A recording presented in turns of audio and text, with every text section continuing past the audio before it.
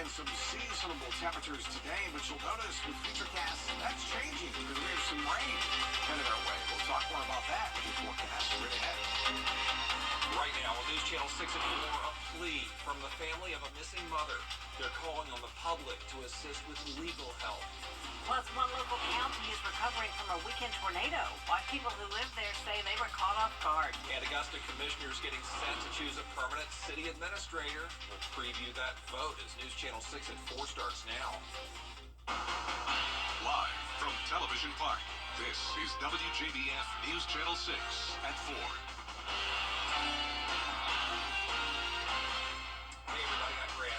And I'm Jenny Montgomery. We thank you for joining us today. Coverage you can count on begins with the family of a missing Aiken County mother pleading for help. Loved ones of Jamila Smith say they know she's missing and probably murdered, and now they want help getting justice for her. News Channel 6's Renetta Dubois spoke with the family this morning. Jamila Smith went missing nearly 2 months ago after calling 911 when her abusive ex-boyfriend came to her home. He has been arrested and charged with kidnapping, murder, and drugs. And now the family wants a local attorney to take on their case for free, getting Smith back and a conviction. Now, Smith's family and the Missing Persons Organization, Broken Link Foundation, say they have not heard from Aiken County Sheriff's Office in a month since their loved one's December 2nd disappearance. And they say authorities won't tell them certain aspects of the case, such as GPS coordinates and cell phone information. Now they hope Aiken County helps with free legal services. We are reaching out to the legal community in Aiken County and beyond, seeking a pro bono attorney who can champion our case and our cause to help us find answers and justice. There is still a $10,000 reward in this case, and the family says they will not stop showing their faces at the sheriff's office until they get answers. Brad? All right, Renetta, thanks. Payne College in Augusta closed today after an outbreak of COVID-19. About 250 students attend the historically Black Methodist College on 15th Street. No word on how many are affected by this coronavirus outbreak or what protocol is in place to stop the spread. So, for now, students are going to do virtual classes. No word on when in-person classes will resume or when Payne's going to reopen. It is time now for a first look at the weather. And for that, we want to check in with our chief meteorologist, Tim Miller. I think I can see for miles and miles and miles as the song goes, guys. There's our review right outside Wellstar Health, and it's beautiful. Boy, not a cloud in the sky. Absolutely gorgeous. Happy Monday, 61. Our current temperature at Bushfield, 60 in Aiken. Saluda hanging on to 59. The warm spot, 62 in Louisville. And that's pretty much on average where we should be for this time of year. Winds are from the northwest, about 10 to 12 miles per hour. So that makes it just a skosh cooler outside for sure. Far as the gusts are concerned, well, I mean, as we go through the day here, everything's fine. No problems for tomorrow as well. Again, still though, 10, 15 miles per hour. That's still a little bit breezy, so to make it feel a little cooler outside. Satellite view shows clear skies. Same thing all across the two-state. Maybe some clouds here in Tennessee and then maybe the western mountains of North Carolina, but that's about it. That's where it's cooler though. 39 in Nashville, 54 Atlanta. We're at 61. Tampa's at 54. They must have an onshore breeze going on in Tampa because that's a little unusual. So if they have an onshore breeze, it's a little cooler rather than it coming across the land. 52 at 7 o'clock tonight. We will fall into the 40s under a moonlit sky. Should be absolutely wonderful. Tomorrow, again, beautiful sunshine. We'll top out about 60 to the low 60s coming up for tomorrow. There are some changes, though, coming our way. We'll have some mild temperatures, certainly with some sunshine for tomorrow. But some showers arrive on Wednesday. We'll talk more about that in details with your forecast in just a few minutes. Jenny Brand. All right, we thank you so much for that, Tim. A tornado hitting northern Saluda County leaves minor damage to the area, and residents wondering why they weren't notified. It happened Saturday night with winds at 100 miles per hour.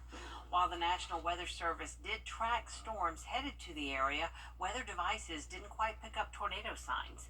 No one was reported injured and damage was minor, but county staff urge you to always be prepared.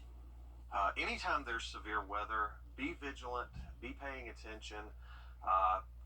as great as the technology is that the National Weather Service has, there's still a human element to it. And anytime there's a human element, there are opportunities that things may get missed. So just being vigilant, making sure that you're paying attention to what's going on around you is really important. County leaders do encourage you to visit their website to explore weather alert updates and information. A major step for Augusta City Government. Democratic primary coming up Saturday, February 3rd. Early voting is already underway. The Republican primary is on February 24th. Well, if a rezoning request goes through, the Girl Scouts of Historic Georgia would be able to build one of its first Dream Labs at Camp Tanglewood in Martinez. It'll be a multi-purpose building. Girl Scouts could go there for different activities.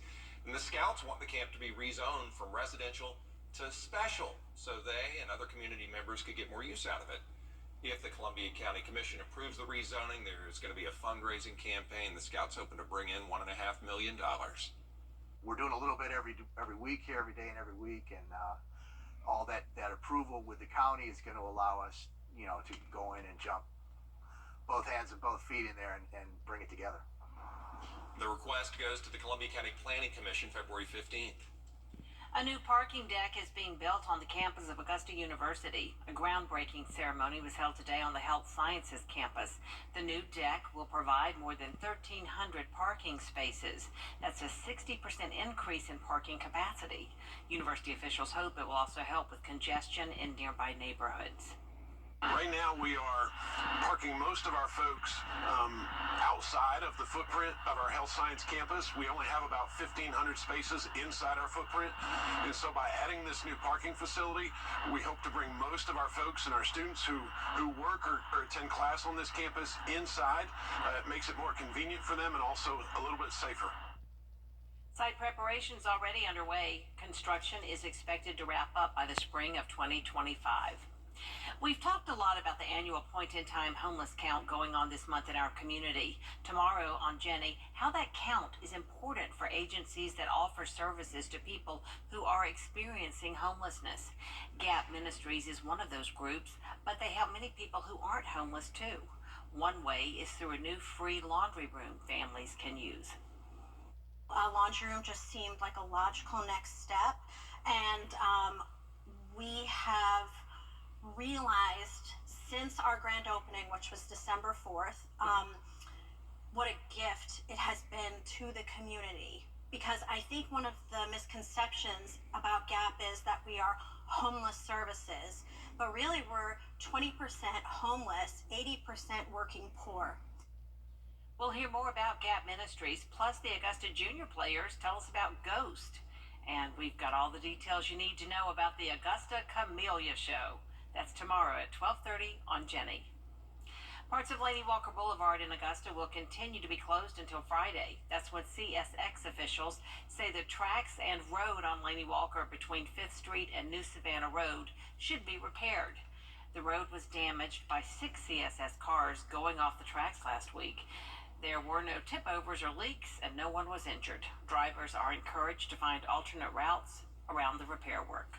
Measles cases are spiking across the country. Yeah, coming up, what doctors say could be the cause. Well, for us, 48 degrees would be cold, but in Minneapolis, I bet they're walking around with shorts, sneakers, and who knows what else, because it's sort of warm in the Midwest. The full look at your forecast here at home is coming up. Visit AugustaMiniTheater.org. The CSRA is full of amazing women.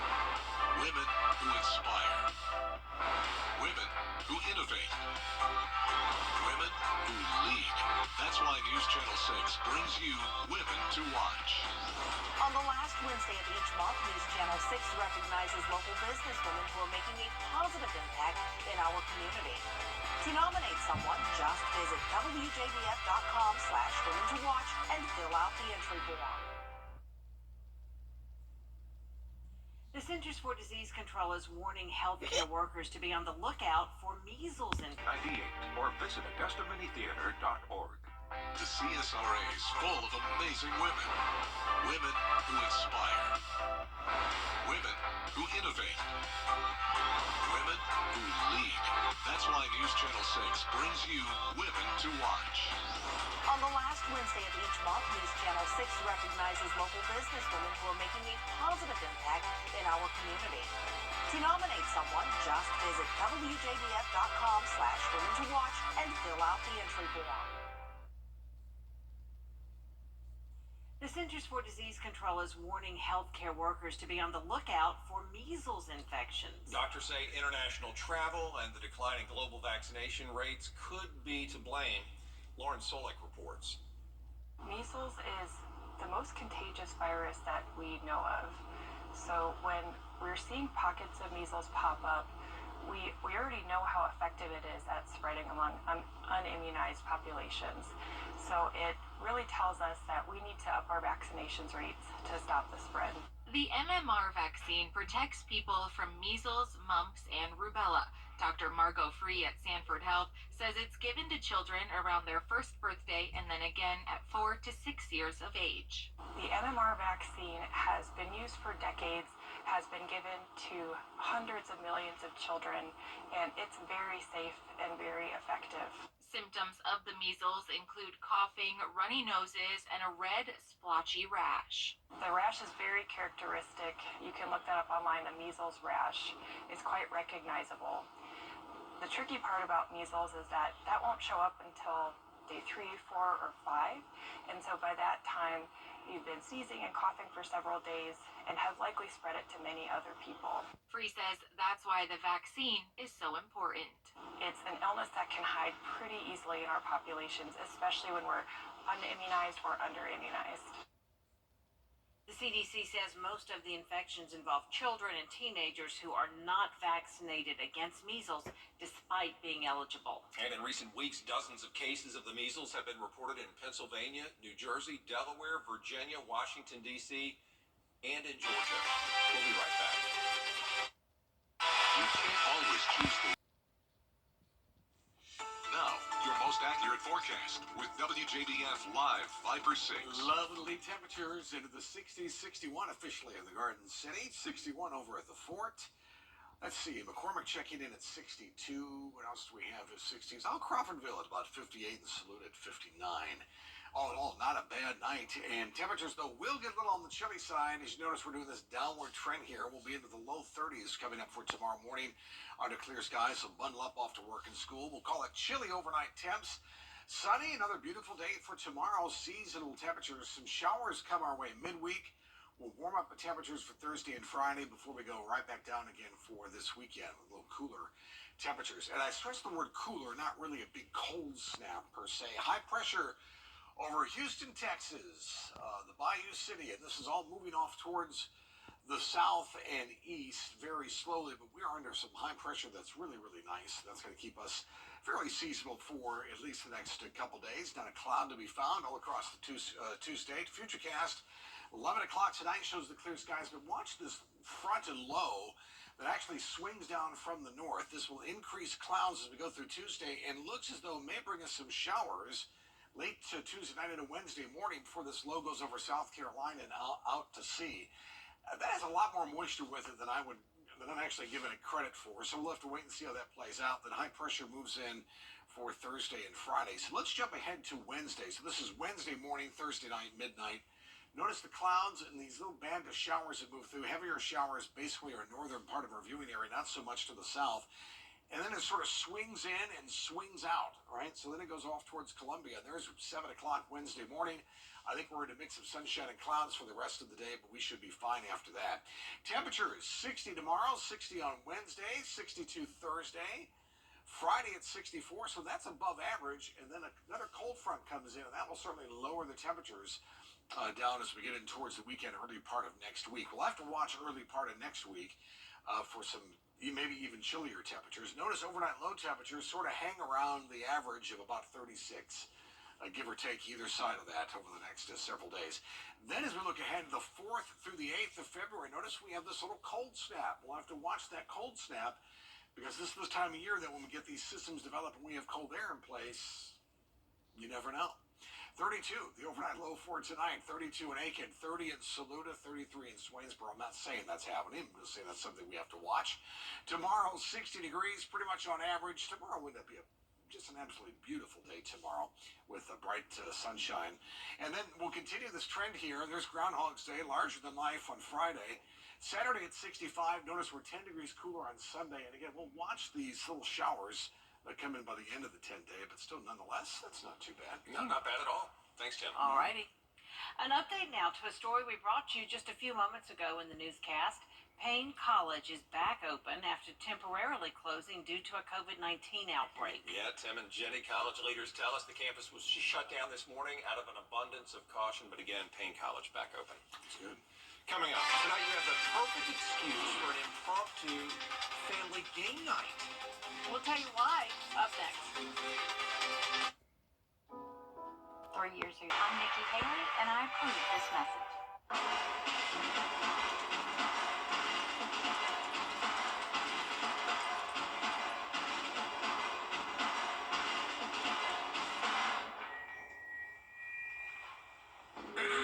Dear humans, this is an adoption campaign, but it's not for me, or Mr. Buttons, or Frank over there. It's for you, humans. This is a call to humans to adopt our movement, to adopt our cause. This isn't just about saving one of us. It's about saving all of us. Thousands of lives, every single day. It's about support for every one of us and sometimes not four-legged best friends waiting to meet a best friend of our own. With Best Friends Animal Society leading the charge, shelter by shelter, city by city, we can save thousands of pets each day. Join us. Together we can save them all. The #1 entertainment talk show is giving you more of what you love. Please. Oh, that was abrupt. More stars. More laughs. And more. It's time to play. Stop. I'm sorry you didn't win a mug or a t-shirt. I don't like you anymore, Mark. Get more of what you love. Want more? Ooh, we've got more. With love. Weekday mornings at 9 on News Channel 6. Today is National Puzzle Day. The first jigsaw puzzles were developed in the mid-1700s. And it can be anything from a jigsaw to Sudoku, a crossword. As long as it challenges you to think, then that's a puzzle. All right? You can do them by yourself or just use them as a fun way to spend time with others. Puzzles are also a great way to sharpen your mind, There's a lot more coverage you can count on coming up at 4:30. including jurors from the Alec Murdaugh murder trial back in the South Carolina court today. We've got the details at 4:30.